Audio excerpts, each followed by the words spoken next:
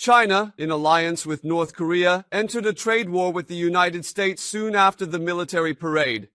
In the aftermath of the parade, China raised tariffs on U.S. imports significantly, which led to the U.S. retaliating by imposing sanctions on both China and Russia. Reporting from Washington, this is Kang Young-gu. On the day of China's Victory Day military parade, the Ministry of Commerce officially imposed anti-dumping duties on U.S. optical fiber products. China, positioning itself as the leader of the anti-American bloc, has launched a trade offensive. The U.S. Treasury immediately retaliated with sanctions on Chinese companies.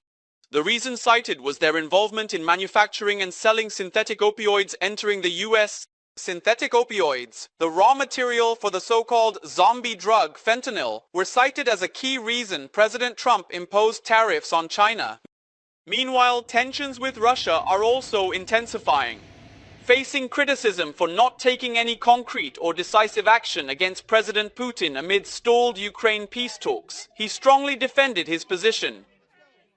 Would you say that putting secondary sanctions on India, the largest purchaser outside of China, they're almost equal, would you say there was no action?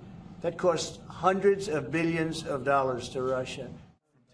He also hinted at the possibility of additional sanctions, stating that secondary and tertiary sanctions have not yet been implemented.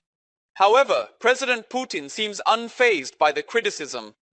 He brushed off President Trump's labeling of him and Chairman Kim Jong-un as part of an anti-US plot, saying it should be taken as a joke.